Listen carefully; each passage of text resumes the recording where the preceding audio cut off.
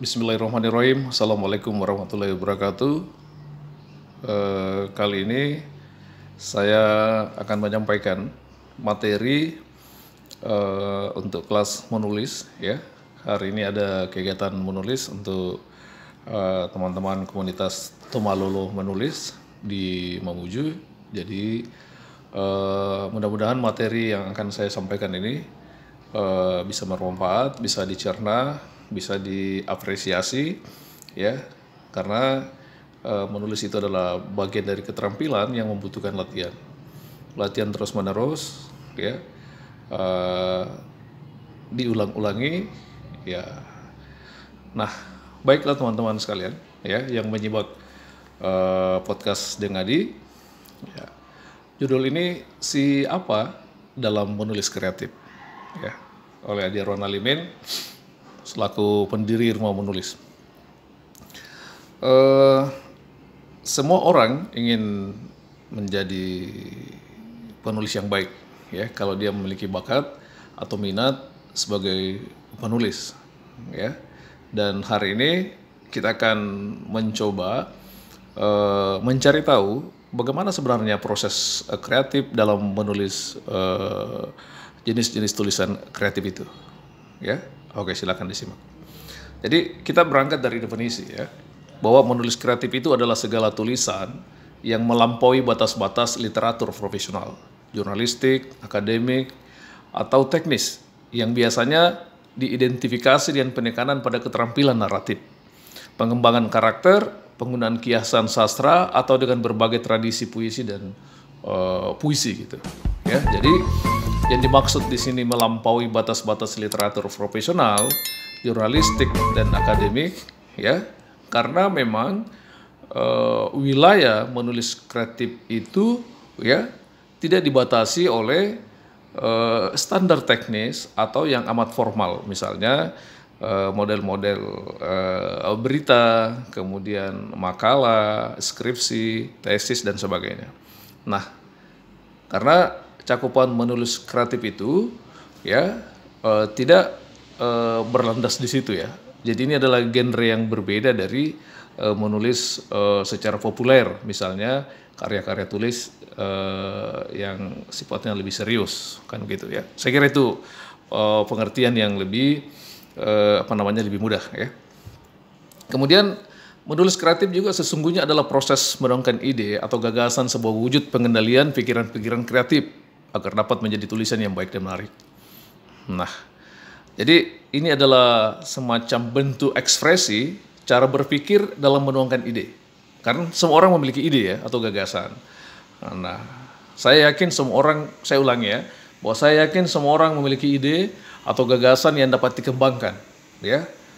Sisa dia bertumpu di mana? Apakah dia mau mengelolanya dalam studi kreatif atau dia mengelolanya dalam bentuk tulisan yang sifatnya formal, yang seperti yang saya sebutkan di atas tadi ya.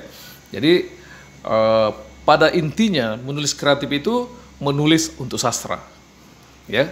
Jadi seperti itu, kita bersepakat di situ ya. Nah ya, kalau ada yang tidak sepakat ya boleh juga ya, nanti kita diskusikan. Nah, jadi modelnya ya nanti kita sampaikan sebentar, tapi ini sudah ada dalam slide bahwa berupa puisi, cerpen, novel maupun naskah drama, lirik lagu misalnya ya. Nah, kemudian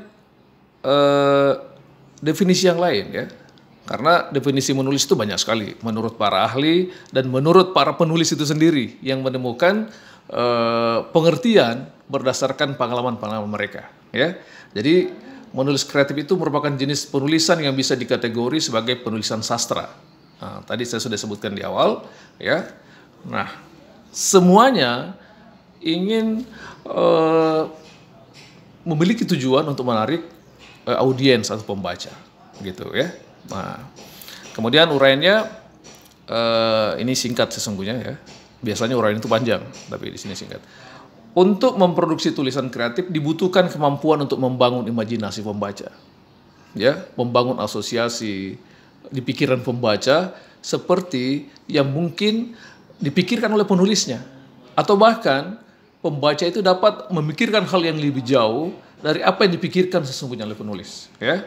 Nah, tapi ini harus didukung oleh kesediaan kita melakukan riset, ya, karena kemampuan menulis itu itu membutuhkan pendalaman, ya, observasi dan sebagainya. Jadi jangan membayangkan bahwa riset yang saya maksud di sini adalah riset yang begitu serius, ya, yang kayak peneliti akademis berbagai gelar itu, ya. Tapi riset yang saya maksud adalah bagaimana seorang penulis itu meluangkan waktu untuk melakukan pengamatan, ya, observasi dan sebagainya, ya, hingga ada pendalaman apa yang mau dia tulis, ya. Jadi kita lanjut nah ini inti dari materi saya. Apa sih si itu, ya, dalam slide ini yang saya maksud, ya. Yang pertama adalah imajinasi. Ya, semua orang memiliki imajinasi, apalagi penulis yang aktif. Nah, kemudian bagaimana dengan penulis pemula? Anda juga memiliki imajinasi, ya. Anda juga memiliki gagasan dan sebagainya, ya. Semua orang memiliki ini. Semua orang memiliki cita-cita, visi yang jangka panjang, jangka menengah, jangka pendek dan sebagainya. Semua orang memiliki pengalaman yang melahirkan bangunan-bangunan imajinasi yang kadang-kadang melampaui pikiran orang lain, ya. Nah, sekarang, oke, 5 detik dari sekarang, saya mau bertanya kepada Anda, ya, apa yang Anda pikirkan? Nah, apapun yang terbetik di pikiran Anda itu imajinasi Anda, ya. Kemudian fiksi. Fiksi itu maksudnya adalah tulisan yang dimaksud di sini adalah tulisan yang bukan karya ilmiah, bukan pokoknya dia non fiksi gitu, ya. Nah, dia tidak faktual, ya. Karena kenapa? Realitas dalam kehidupan nyata, dalam realitas fiksi itu, dalam sebuah cerita itu berbeda. Jadi kalau Anda membaca karya sastra, mungkin Anda bisa kecewa, Anda bisa menangis, bisa membangun asosiasi yang berbeda karena mungkin Anda menemukan realitas yang berbeda dalam tulisan yang Anda baca, misalnya dalam karya sastra. Kalau kita membaca berita atau membaca makalah, itu realitas yang didapatkan oleh penulisnya secara nyata, faktual. Tapi dalam fiksi, realitas itu berbeda, yang kadang-kadang seorang penulis dan pembaca itu semuanya membangun fiksinya sendiri, ya. Gitu, seperti itu. Kira-kira begitu penjelasannya, ya. Kemudian ekspresi. Jadi ekspresi ini adalah gaya atau metode yang dimiliki oleh setiap orang, setiap penulis dalam mengungkapkan gagasannya, ya. Jadi ekspresi itu bisa bermacam-macam. Makanya kalau Anda mau jadi penulis, jadilah penulis sebagai diri Anda, tidak perlu menjadi orang lain, tidak perlu menjadi Habibur Rahman, ya, tidak perlu menjadi Taufik Ismail, ya, tidak perlu menjadi Andre Hirata misalnya, atau Golagong dan sebagainya, atau Joni Aredinata dan sebagainya, karena mereka memiliki ekspresi yang berbeda dengan Anda, ya. Ekspresi ini ditentukan oleh kemampuan, kekayaan Anda dalam kosakata, gaya bahasa, ya. Kemudian tanda kutip siasat Anda membangun cerita, strategi Anda membuat kejutan misalnya dan sebagainya. Jadi itu seperti itu, ya. Ini mungkin bisa bisa lebih panjang lagi, nanti kita diskusi di tempat lain. Sekarang apakah ada tips misalnya?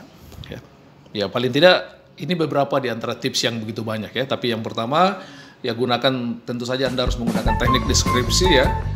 Deskripsikan cerita Anda agar pembaca itu dapat menggunakan imajinasi mereka. Nah, itu yang saya bilang tadi di awal, ya. Kemudian gunakan perumpamaan, metafora. Metafora akan membantu keragaman kata-kata yang kita gunakan dalam membuat tulisan, ya. Kemudian agar tulisan kreatif Anda itu tidak monoton, ya, sisipkan dialog dalam percakapan, misalnya dalam cerpen, ya basically ada juga misalnya terlalu panjang narasinya sehingga minim dialog, ya. Tapi dialog itu akan membantu pembaca itu membayangkan situasi, ya. Nah, karena kalau kita tidak mampu mengembangkan deskripsi lebih lebar, lebih terang misalnya kepada imajinasi pembaca, maka dialog bisa membantu. Nah, yang keempat, hindari kata sifat. Ya, ini teori, sangat teoritis ya. Jadi jika Anda menjelaskan suatu keadaan yang kata sifat, ya, biasanya kata sifat itu tidak mampu mengembangkan imajinasi pembaca itu atau penyimak itu dengan utuh atau lebih baik, ya. Misalnya Anda mengatakan di sini ada contoh gedung itu tinggi sekali, ya. Ya mungkin Anda menulisnya misalnya menjadi gedung itu mencakar langit. Nah, kan sudah berbeda itu imajinasinya, ya. Kalau Anda suka di pantai, lalu Anda melihat matahari yang terbenam di sore hari, matahari itu terbenam, ya. Tapi kalau Anda mengatakan senja pulang ke peraduan, itu akan berbeda imajinasinya di benak pembaca. Kemudian yang kelima, kembangkan riset pada tulisan. Ya, itu yang saya bilang tadi di awal bahwa riset itu penting dalam setiap karya kreatif kita. Ya. Tips, apakah ada tips yang lain? Ya tentu ini hanya saya menyari saja dari beberapa bacaan, ya, dan pengalaman-pengalaman kita dalam menulis. Jadi jenis penulisan kreatif itu misalnya puisi, naskah drama, film, buku, novel, lirik lagu atau cerita pendek. Pokoknya semua hal yang berbau sastra, ya. Nah, seperti itu. Ini bisa dijelaskan lagi dalam kesempatan berikutnya. Ya. Oke, terima kasih atas atensi Anda mendengarkan paparan ini yang ringkas, tapi mudah-mudahan bermanfaat. Dan sekali lagi, terima kasih dan tentu saja bersama saya Deng Adi Podcast. Assalamualaikum.